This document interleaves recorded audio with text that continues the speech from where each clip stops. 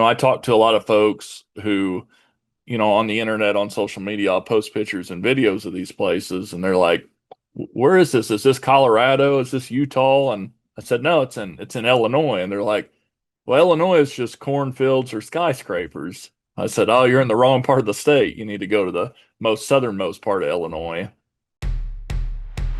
Hi, everyone. I'm Catie Sheehan, host of Enjoy Illinois, Let's Go. Today, we're heading to one of my favorite parts of the state, Southern Illinois. This is a true hidden gem, a place where you can spend your morning exploring the stunning rock formations at Garden of the Gods, seeing the migrations at Snake Road, or chasing waterfalls through the Shawnee National Forest. And then when your legs are tired and your soul is full, you can point your car toward the Shawnee Hills Wine Trail because Illinois is making some truly exquisite wines. Great food, fantastic wine, epic outdoor adventures. Southern Illinois is the real deal. Let's go.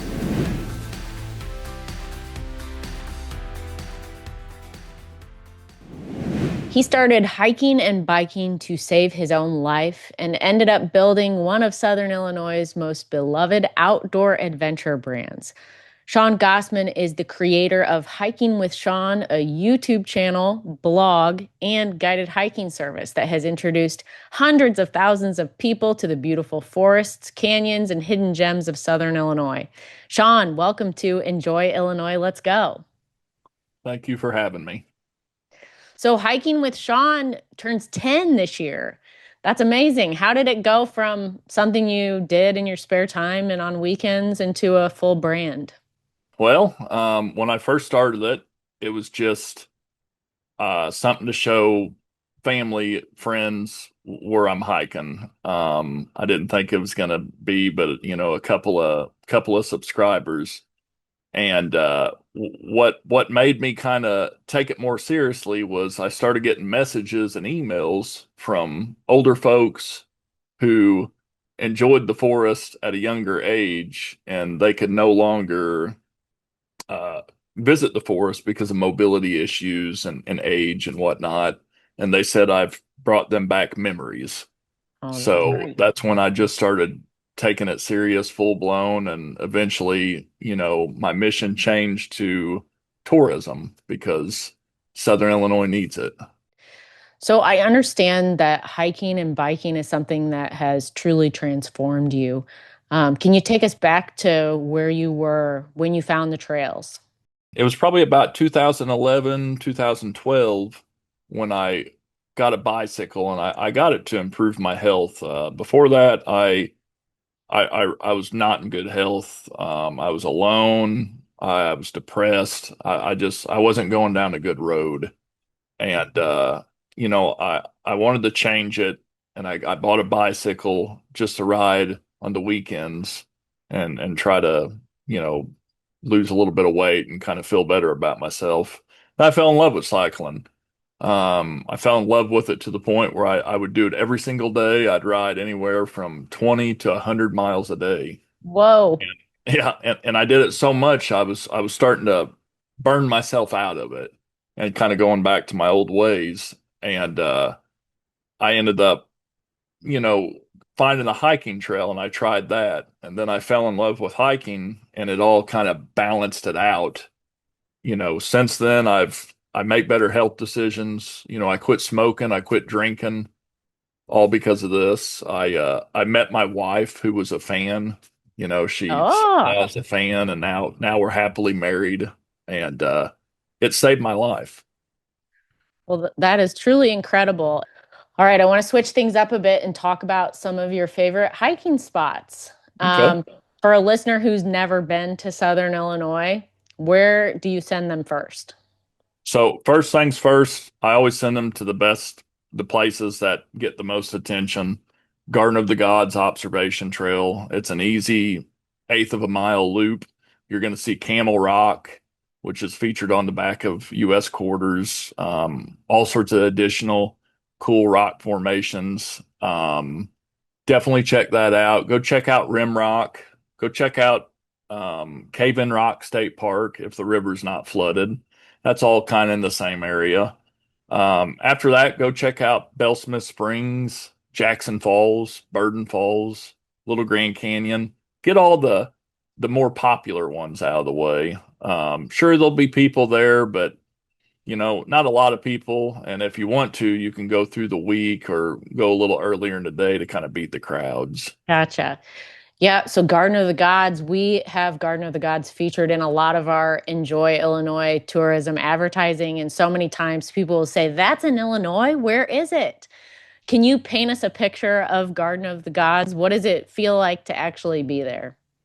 Yeah, yeah. And it's funny that you say that's in Illinois because, I talk to a lot of folks who on the internet, on social media, I'll post pictures and videos of these places, and they're like, "Where is this? Is this Colorado? Is this Utah?" And I said, "No, it's in Illinois." And they're like, "Well, Illinois is just cornfields or skyscrapers." I said, "Oh, you're in the wrong part of the state. You need to go to the most southernmost part of Illinois."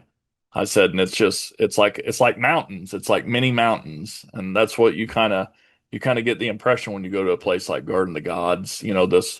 Behind me is one of the rock formations there. It's a golden circle, and it's an arch, and it was created by an ancient ocean and glacier effects. And it's all really mountainous, but we don't technically call it mountains because it's kind of lower in elevation. But in reality, it is like a mountain. It's a lot of rock formations, a lot of woods, a lot of creeks, and just tons of nature. Yes, lots of natural beauty. Okay, what about Snake Road? I don't know if I feel like natural beauty with Snake Road just because I think I'm scared of snakes. But for listeners who've never heard of it, it's quite a place, right? Right. Yeah. Snake Road is unique because based on my research, there is no other road in the world that closes twice every year so snakes can migrate across. Now, Illinois has a lot of snakes, and in southern Illinois, we have most of our venomous snake species. Snake Road is a place you can go to see almost every snake we have in southern Illinois in a short amount of time. If you go anywhere else in the Shawnee in southern Illinois, it may take you years to see all the different types of species of snakes. But Snake Road is so special of a place that you can see most of our species in one day if you look hard enough, if you stay long enough. And in all honesty, if you're scared of snakes or you don't like them, it's a good place to go to kind of educate yourself and talk to folks who really care about those species to kind of overcome that fear and learn more about how important they are. Sounds like I need to pay a visit to Snake Road. All right. What about families with young kids or visitors with limited mobility? Is there something here for them too? Oh, for sure. Yeah. State parks are really some of the best places to go. Giant City State Park, got to recommend that. Fern Cliff State Park. Here in Metropolis, we have Fort Massac State Park, which is Illinois' first state park. They all have easier trails and trails that are ADA approved, bike trails. Tunnel Hill State Trail is a good flat trail to go to. And in all these places, they have easy trails for families, easy trails for people with mobility issues, and they're free. They're easy to get to, and yeah. Illinois Department of Natural Resources is a great source for more information on where you can go if you have young kids or if you have limited mobility and you're looking for some places to hike. All right, but if you have a serious hiker looking for a real physical challenge, where do you send them? So for the serious hikers, I always recommend the wilderness areas. So we think Garden of the Gods, we think of Camel Rock, but that's just a little bit of the trail in a big, vast, thousands of acres of wilderness area. There's tons of trails out there. Lusk Creek Wilderness has a lot of great trails, for more serious hikers that like moderate to rugged hiking. The River to River Trail, that's our big long trail. People through hike it every year or section hike it. It starts at Elizabethtown, Illinois, and then goes all the way to Grand Tower, and it's about 160 miles long. Little Grand Canyon, do you consider that a tough one? Yeah, Little Grand Canyon is pretty tough. It's about, 2.5, 3 miles loop, but you got to hike down a waterfall cascade. get to the bottom, and then you got to hike up another waterfall cascade. I did that one on a day that it was raining, and it was challenging. I didn't know if I was, a good judge of that, though, if it was challenging. Me and my wife did it during a heavy rainstorm. I don't recommend people do that, but we did, and it was beautiful, but it was you had to pay a lot of attention. Yeah, got to watch your step for sure. Yeah. Okay, as the weather heats up, many travelers want to gravitate towards water. What are some of the best outdoor experiences in the region for people who like to go boating, paddling, fishing? We have some just great lakes for kayaking, fishing, stand-up board paddling, swimming. For swimming, I always recommend Pounds Hollow. They have a really nice beach. Lake Glendale has a really good beach. Wren Lake is a really nice area for, swimming. They have all sorts of different beaches. As far as kayaking goes, some of my favorite places are Glen Jones Lake, Lake Glendale, that's right down the road from me. Horseshoe Lake in Alexander County is actually our one natural lake in this area. If you want to get to another natural lake, you got to go all the way up north to Lake Michigan.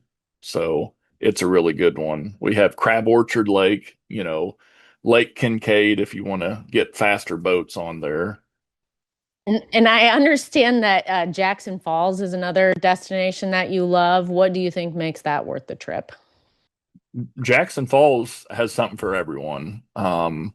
It's a rock climbing mecca. If you're into rock climbing, it's one of the most famous rock climbing places, probably in America, definitely the Midwest. If you're into horseback riding, you can ride your horses there. I always see horseback riding folks. If you're into hiking, obviously there's a lot of trails, waterfall galore. If it's rained, you're going to see a lot of waterfalls there. Can you make the case for Southern Illinois from a value standpoint? I know the trails are free. That's a game changer for a lot of people. Here in Southern Illinois, they kind of keep prices regional because when it's not tourism season, they kind of rely on us locals to, spend our money and keep them afloat. So you can go get groceries and gas and food, for reasonably accepted prices. It's not very expensive to eat out a couple times a week. We do it, we try to support, local restaurants. Lodging here isn't that expensive. So, for listeners who want to explore Southern Illinois with you as their guide, what kind of tours do you offer and where can they find you? So I offer a little bit of everything. I write free guides, and articles about Southern Illinois hiking here on hikingwithshawn.com.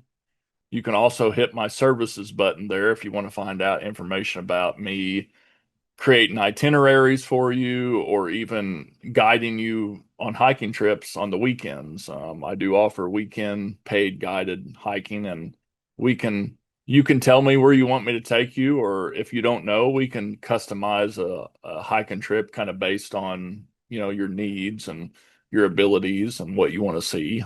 What about people looking to spend multiple days in the area? Yeah. So, I mean, if you want to do like camping, um, you the wilderness areas you can camp for free. You can park there and you can backpack in. We have a lot of great campgrounds in the state parks. Giant City State Park has a full campground for electrical and to primitive. Ferncliff State Park has a full campground for electrical primitive, and so does Fort Massac. Dixon Springs State Park has it. Lake Glendale has a beautiful campground, with the beach and mountain bike trails and hiking trails. There's all sorts of cabins and Airbnbs. Southern Illinois Vacation Rentals is a popular place. You can rent various cabins, throughout Southern Illinois. And they have some unique ones. If you want to stay in A-frame houses, tree houses, dome homes, I mean, there's a lot of really unique. We stayed at a place that was built to look like a mushroom. In the Hobbit houses. I love the Hobbit houses down there. All right, so I love a few restaurants that I always think about in Southern Illinois. Quattro's Pizza is hard to beat. 17th Street in Murfreesboro. Do you ever send your clients to any of those places? Oh yeah, yeah. I send them there. I like eating there. Diver Down is one of my favorites, and it's in Golconda. I hope no one gets offended, but they are my favorite burger.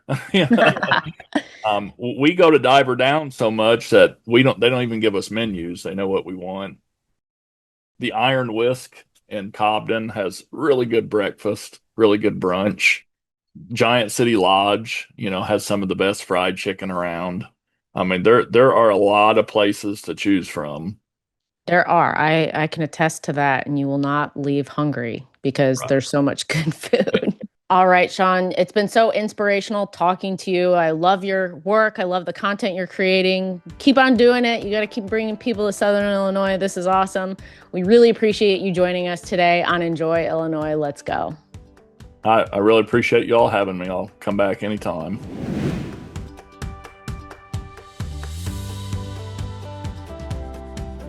Southern Illinois has a secret, and it's one worth raising a glass to. The region's Shawnee Hills is the state's first officially designated wine appellation, and it's becoming one of the Midwest's most exciting wine destinations. The tradition runs deep, too. Illinois ranked among the top wine producing states in the nation before Prohibition put the brakes on things. Brandy Nance knows this story better than almost anyone. She's the marketing and event director at Blue Sky Vineyard in Makanda and the executive director of the Shawnee Hills Wine Trail. Brandy, we are so glad you're here today. Welcome to Enjoy Illinois. Let's go. Yes, thank you for having me. There's a specific reason that this region produces great wine, right? What's going on below the surface there in Southern Illinois? The climate here is really wonderful for growing grapes. It's not too hot. It's not too cold. It allows us to really take great care of our grapes with minimal sprays, we like to say. But we have some really wonderful loose soils and some rolling hills that are great for drainage. The soils are a little lower in fertility here, which is wonderful for grapes. Maybe not so much for some other things, but for grapes, they really like a challenge. And the more they're challenged, the better it is. But I think the most special thing here is we have a longer growing season, which allows us to let that fruit hang on the vine and really develop some ripe, rich, fruity character, which you'll taste in all of our wines, red and whites. All right, Brandy. So when people come in, will they expect to find their familiar favorites like Chardonnay or Merlot, or are the grapes completely different? So the grapes here in the Shawnee Hills are actually different. We grow what's called American hybrid vines. Chardonnay and Cabernet Sauvignon, those are vinifera things that European varietals that you might be familiar with, but we grow something different here. Don't let that be, kind of a put off for you. If you come in and you know that you like Merlot, let us know that you like Merlot, and we may guide you towards Chambourcin, which is something that's a little more similar to Merlot, but it grows well for us. So the grapes that we grow here in the Shawnee Hills are definitely different. Chambourcin, Vignoles, Traminette, Seyval.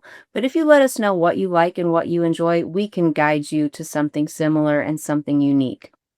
Let's talk price. How much does it cost to do a wine tasting in the Shawnee Hills generally? Yeah, so a trip here is actually really affordable. A lot of us have glass deposits that range from $3 to $5, but a wine tasting will range anywhere from $5 to $7. So I mean, it's really affordable to come in and try a few favorite wines and really experience what the region has to offer. It's a good value. And how much is a bottle of wine on average there? So on average, I'd say you're probably looking anywhere from say $15 to $25, just depending on the wine style that you prefer. So I'd like to take a look at some of the individual wineries. Let's start with Blue Sky Vineyard. It's a place I love to visit anytime I'm down in Southern Illinois. So tell us what guests should expect when they show up for a tasting, and is there anything to do besides drink wine? Oh, absolutely. So I say always expect the unexpected when you're here in Southern Illinois. So, we talked about the rolling hills and the rural drives, which I think is part of the fun going along that 40-mile trail. But when you arrive at Blue Sky Vineyard, you come in through these wonderful stucco gates that are lined with trees. And as you top the hill, there's a Tuscan villa in the hills of Southern Illinois. So you really, it's so unexpected, but it's surrounded by 13 acres of grapevines, this large Tuscan villa with tiles on, the outside, a patio outside for you guys to enjoy, maybe a band on our bandstand. So it's really just incredible views, first of all. And then when you come in, you're greeted by our tasting room staff, and we have a nice list of 20 plus wines to fit every palate. So it's a lot of fun.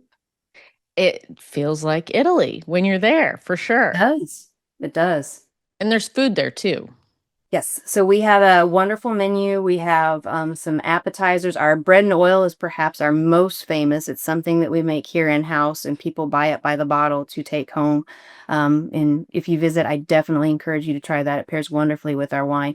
But we have a menu. We have two suites upstairs. We have a pavilion where we do events and anniversary parties, winemakers dinners, and other things. So we really have a lot to do here at the winery. It could be a one-stop shop or just a part of your stay.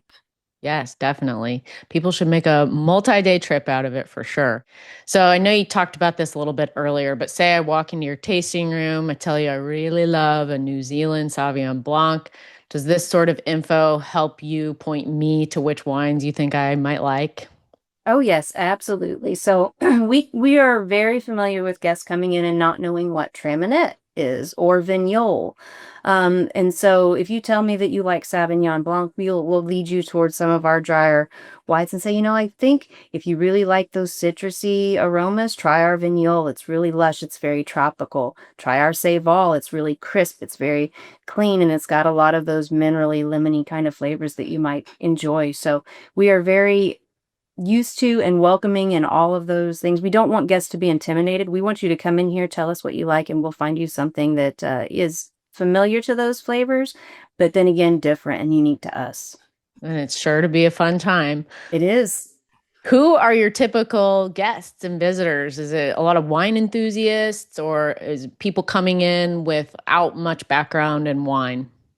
It's both. So what's really fun for us as well as our tasting room team is that we see people from all walks of life and all, different ages. So we have such a wide demographic from families that come in to visit to weekend travelers that are looking for a romantic getaway to people that love to hike and then wine just a little bit, and kind of calm down after their trip. So we see, a lot of different people here, and some of them are really well versed in wine and travel for wine all of the time and come in and know what they want and know what, how to direct that conversation. And then we have a lot of novices that come in and it's just like, I don't know where to start. Please help. Let's take a tour of the rest of the wine trail. Where do you send visitors after they go to Blue Sky? So we love to send them to all of our partner wineries. We have 11 here, but some of our most unique ones, we have Wickman Vineyards, that is just down the road. It is our only female-owned or woman-owned winery. She actually is the daughter of Ted Wickman, one of the founders of the Shawnee Hills Wine Trail, as well as the author for the Shawnee Hills American viticultural area. So she has a lot of knowledge in growing grapes. And when you go there, you're going to receive a wine tasting from the winemaker herself. So it's just really a unique experience there. Then you can go, there's the east side and the west side. You can travel over to Alto Vineyards, who is also one of the founding members there. Sit outside on the patio, sip some of the wines that were, partly responsible for forming this trail in and of itself. And then another unique stop is Pomona Winery. People are familiar with grape wines, but if you go to Pomona, you feel like you're sitting in a treehouse, and all of their grapes are made from all of their wines are made from fruit other than grapes. So it's really a unique experience. You've got apple wines, things made from black currants or Kir or a strawberry port that's to die for. I definitely recommend it. So we have Honker Hill Winery, who is at the highest point in Williamson County. They have a really wonderful crowd there, gorgeous settings, and some really fine wines that you can enjoy. They have a lot of music there, so they're really known for their live music. Starview Vineyards is also just down the road. wonderful lakeside views. They have a really great menu as well as their wine slushies. People love those, but they have also a really lovely dry rosé, so they kind of fit the bill for everything there. You can go along to Owl Creek Vineyard, who also makes a lot of apple knocker hard ciders too. So it's he's got a new building and a lot of different experiences there. It's a little bit more of a folky vibe if you go into Owl Creek Vineyard. And so this is just kind of making your way along the trail. Like I said, there's 3 or 4 in any one day, but Feather Hills Vineyard and Winery, their vineyard location has been around for several years and it's a little bit smaller, but they also have a larger location that serves food. So it's a great stop for lunch. So you can sit down, enjoy the view, grab a bite, and enjoy one of their Saluki wines. On the other side of the trail, still on 127, we have Vanyaka Vineyard, who is a little bit more German themed. So really great views of what used to be an old orchard building that is now a vineyard view. So they have some fine wines there as well as some different craft beers. So again, some other options for people that don't necessarily drink wines. And then we have Hickory Ridge Vineyard, a very small vineyard that is known for making wines only from their estate. They do have a Cabernet Franc that people might be familiar with, and they have their Eclipse Norton Port that is very, very well known in the area, I'd say.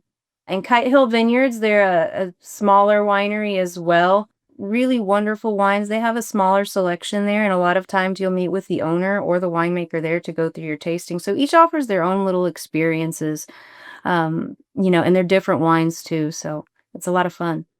So wine is the anchor of the area, but what else do people like to do when they're in Shawnee Hills? Can you give people some ideas on what maybe they should put on their to-do list? Oh, absolutely. I don't know that we have time to get them all through. There's so many, but we have Shawnee Bluff Canopy Tours. So if you're looking for something a little bit more adventurous, you can zip through the forest and see the Shawnee Hills from a new angles. We always like to say zip then sip here on the Shawnee Hills Wine Trail. There are a lot of hiking opportunities. So hiking, biking, horseback riding. So there's a lot of great opportunities for adventure. So you can kind of split up you know, your tour to outside and wind down at night. There are wonderful boutique shops in the area. So a lot of mom and pop shops really make up the area here. So if you're looking for vintage finds or some unique eclectic items, we have a lot of really great shops that can do that. And I think probably one of the best things that I found, and I do it often because I'm lucky to live very close, is hike at Giant City State Park with the kids, visit Makanda Boardwalk. They have a lot of really wonderful stores there. We grab an ice cream from the Makanda Trading Post and just kind of walk around and see the people. I think it's like the little hippie town in the Midwest. People love it. There's so many hidden gems and must-see attractions. You did Yes. highlight some really good ones there. There's so much to do and see here. Do you think there's a best time of the year to visit Southern Illinois? Not really. I love them all for different reasons. A lot of people love the fall. We have some gorgeous colors down here, so the scenery is really beautiful. And it kind of depends on what you're looking for. If you love to hike but you don't like the bugs, maybe winter and early spring are a really great time to come here. And also to visit the wineries. It's a little less traveled, so it's not as busy, so you get to spend a little bit more personal time, with the winemaker or the person that's doing your tasting. Sometimes you get a tour of the winery. So those are really great times to visit as well. Right now in spring, the vineyard is coming to life. What looks like those dormant vines are now popping to life. So I think every season truly offers something special. And it just kind of depends on what you're looking for. So let's say we're coming in for a long weekend. What would you say are the strong lodging options in the wine area? So I think that we have, staying at a winery, I think is wonderful. Like I said, you can sit and just stay and play and wake up and enjoy the sunset over the vines. It's one of, the favorite cells here. But we also have Rocky Comfort cabins nearby. So you got some really unique opportunities. You can stay in a hobbit house and walk to the vineyard the next morning. So, I mean, who gets to say that? Yeah, not many. Not many No. people. Yeah. And there's lots of little bed and breakfasts. Yeah, we have some great cabins in the area. We have Makanda Inn, which is right downtown of the Makanda Boardwalk. In Cobden, there's a really wonderful place. It's called the Dome at Blueberry Hill. It literally is a glass dome that you can lay under and see the stars. So it's glamping at its finest. So you don't necessarily have to be a camper or stay in a full-blown cabin. So we have that. We have Shawnee Hills Hideaway, which is really great for groups to get together that want to come in as a group, but also want to kind of stay a little bit private with their own room. So there's a lot of different options here for people to stay. What about people who are traveling with kids or pets? Can they still visit a trip to a Southern Illinois winery? Absolutely. Kids and pets are both welcome here at the winery. We just would love, pets need to be maintained on a leash. We like them to be, well behaved if they can come in, children as well. But no, we're definitely very family friendly here. We want you guys to come in and enjoy the experience. We're getting ready to have, I think, in June, the dog days of summer. So we'll have a lot of different events going on related. Bring your pups. We want you to bring your pups and get your pup cups at the winery. So we're very friendly. Yes, I have brought my dogs to your winery, actually. They loved the beautiful green grass, nice and thick. They enjoyed themselves, enjoying the views too. No wine for them, though. Nope. Uh, Pup cups. any, yeah, pup cups. I didn't know about that, so that's great. Any advice on the best way to get around, especially for people who are planning a full day on the wine trail? Yeah, so we have some really great shuttle options. And what's great about this is that they will actually pick you up at your cabin or your bed and breakfast. So you can have minivans from Shawnee Shuttle come to pick you up if you have a much smaller group, up to larger, shuttles that fit 16 to 20 people. So even if you have a larger group coming down, we have transportation services that can absolutely fit your needs. And so we always encourage those because we definitely want you to enjoy safely. Brandy, my empty wine glass is here within reach, so I want to propose a toast to you and your awesome insights. Cheers. I have a coffee mug, but who's to say Oh, what's in it? So cheers to you as well. perfect. Cheers. Yes. Southern Illinois wine country is always on my list of places that I need to visit soon. And September is Illinois Wine Month. For anyone ready to plan a visit, head over to ShawneeWineTrail.com to get the full download. Thanks so much for joining us on Enjoy Illinois. Let's go, Brandy. Thank you very much. Come and see us. Thanks for listening to Enjoy Illinois, Let's Go, produced by the Illinois Office of Tourism. I'm your host, Catie Sheehan, and we hope to see you soon here in the land of Lincoln. You can find us on Spotify, YouTube, Apple Podcasts, and pretty much anywhere you like to listen. When you're ready to start exploring, head to enjoyillinois.com, your one-stop shop for trip inspiration, destination guides, and much more.